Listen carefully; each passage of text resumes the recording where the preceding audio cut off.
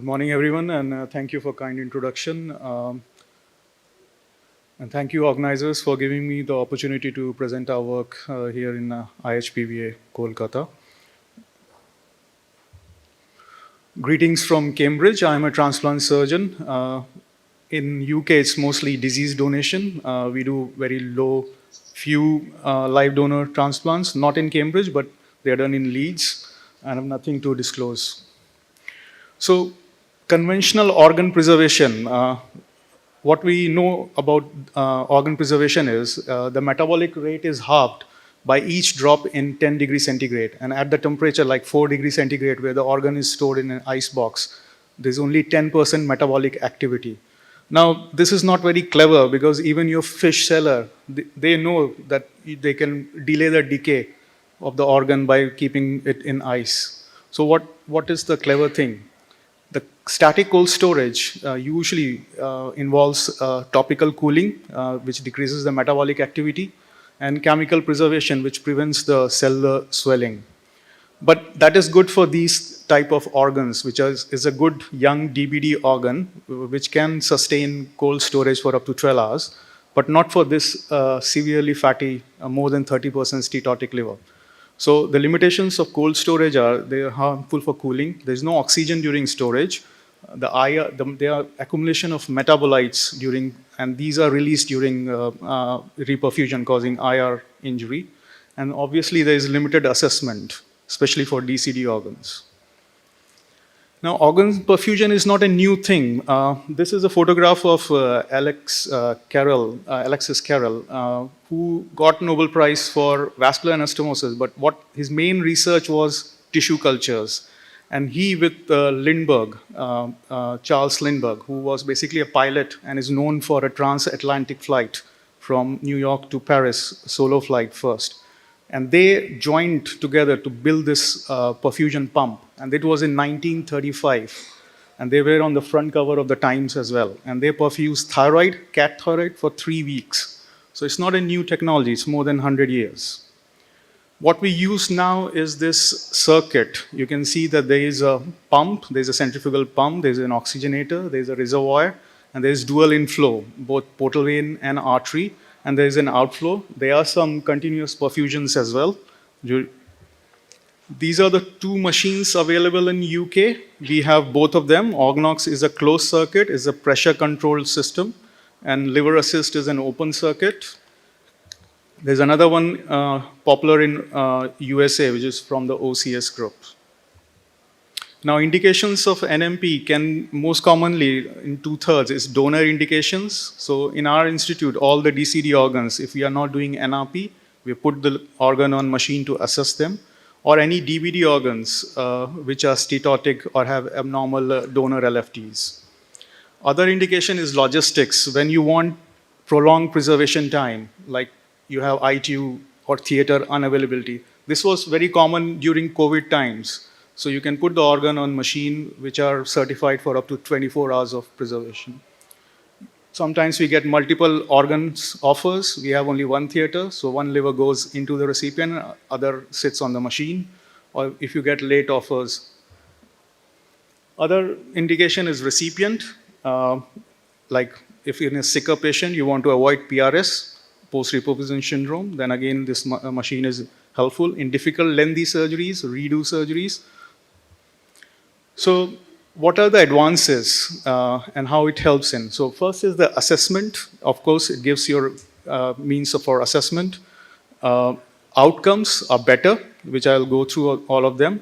Logistics, it manages the logistics. Performance, many times now we don't do nighttime transplants. All the organs are put on machine and we start in the morning, so it improves the performance of the surgeon as well. And obviously, it's a means of treatment as well. I'll show you later what investigations and treatments are going on recently. So assessment, we have our own Cambridge criteria. There are other criteria as well, Birmingham and Groningen. I'll briefly talk about the Vital study and obviously the most new things like multi-omics of the perfusate. Now, I like this analogy. If you go to buy a new car, you know that there is a manufacturer guarantee and it will work. But organ donation, especially the diseased one, is like a used car market. So you don't know how much the engine has already weared out. So you need to test drive this. And that's where the physiology, how we, if you see this, the zone 1 to zone 3 the histopath, in zone 1 is the region which gets the maximum oxygen because the blood flows from the portal triad towards the central vein. And that's the region which is most metabolically active. And that's where the lactate metabolism, gluconeogenesis, bile formation, urea synthesis is happening. As opposed to the zone 3, which gets the least oxygen and substrates, which only deals with the glycogen metabolism. So all these things we take account and we build this Cambridge criteria where we see the glucose metabolism, lactate clearance, what's the pH of the bile, if the liver is maintaining the bile, the perfusate pH or not, and there's a ALT as well, which is basically a marker of damage marker.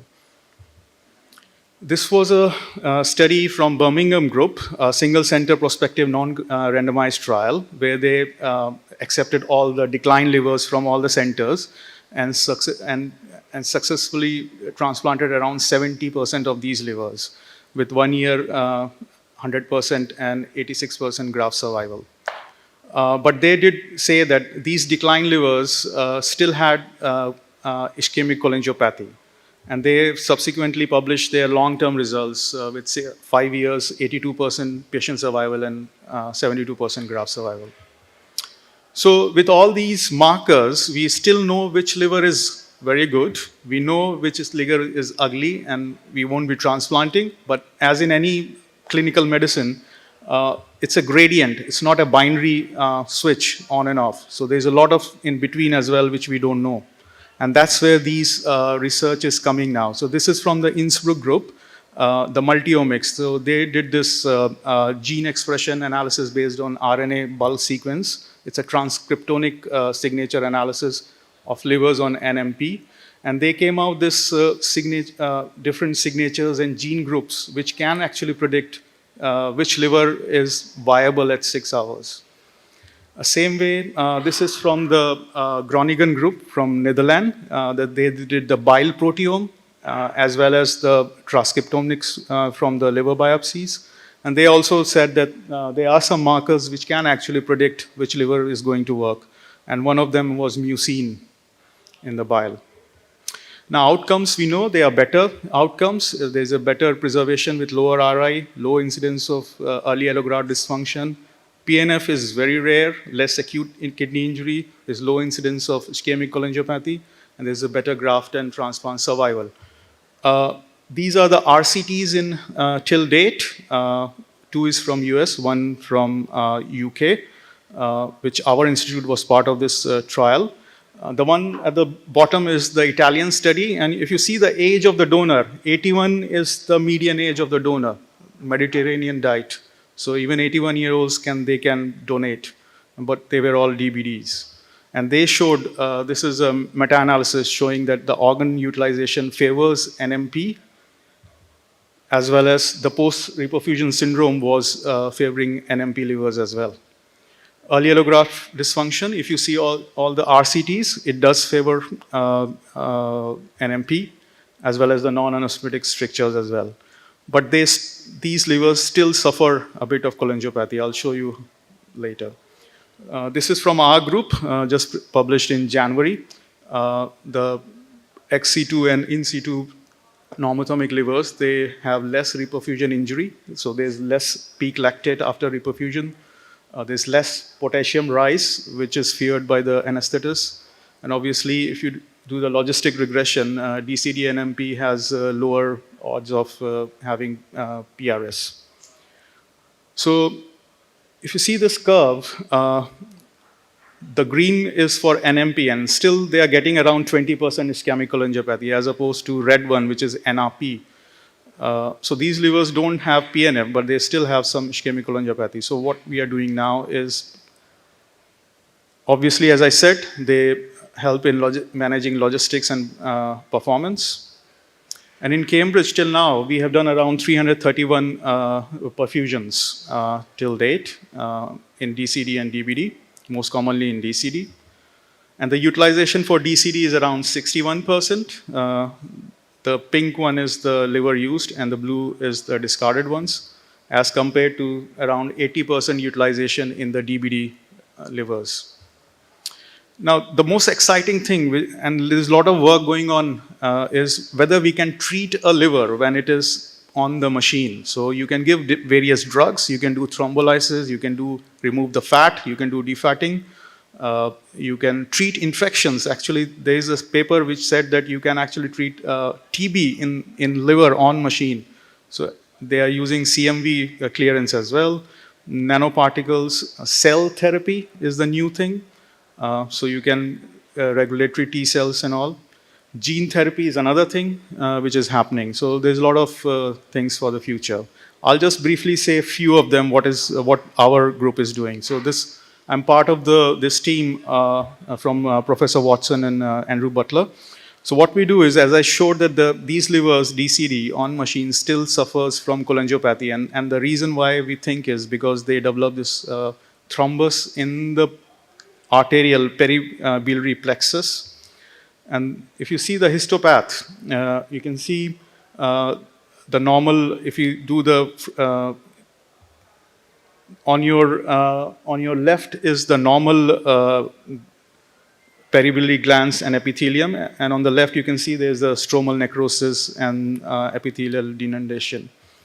If you stain them with this special dye MSP, you can see that there are fibrin depositions. The scarlet is the fibrin deposits in the bile vessels. And that's how we started doing this small study we did. We gave some thrombolysis on these livers on machine with FFP, and they didn't show these fibrin deposits. So this is the protocol we did. We infused for 1 hour, and then there's a washout, and the livers were transplanted.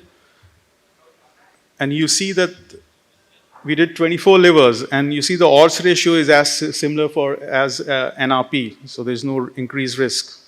And this also shows in this curve as well. Do I have a few more minutes? Another thing which is happening is defatting of the donor livers. This is also a randomized control trial. So phoscolin and L-carnitine are the medicines we are giving to the liver on machine, and also less of insulin and glucose. And there is a filter as well, which filters all the fat which is removed from the liver. So we have 22 recruitments till now. The aim is for 60, 13 each arm, and the results will come out. As I said, that you can give this organoids. This is another from the Cambridge stem cell. Fortis is the lead in here, my colleague. So here they used human gallbladder organoids, which were expressing red fluorescent proteins, and they were injected into 3 discarded human livers, and they perfused up to 100 hours. And they showed that these organoids actually engraft in the biliary ducts. So you can see the non-transplanted and the transplanted actually shows that there was uptake of these. So they concluded that transplanted organoids engraft and exhibit function and could repair bile ducts. So this is the future, because sometimes you can use a scaffold, a human liver scaffold, or maybe a xeno, like from pig, and then you can populate with these human cells.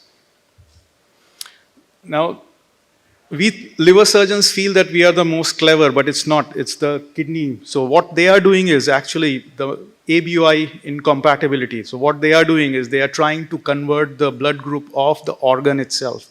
So this is exciting research which is going on. ABO, blood group antigen, we know that there's 3 glucose antigens on type O. Type A has 1 extra, and type B has the same as O, but 1 more extra. So what we can do is we have these special enzymes, microscissors, which we can use to convert these to universal donor. So like type A, if you do the enzymes, it deletes that and converts into O. The same way, we have enzyme for the type B, which also can convert to O. And this is what we are doing in XC2 organs. So there was this study from human kidneys, 3, where they converted and then they examined. So we see that the antigen lies on the endothelial cells of blood group A. This was pre-NMP. After using these special enzymes, we can remove the A antigen, and it was converted to the H antigen universal blood group donor. And this is the reperfusion model where the blood was given with anti-A antibody binding.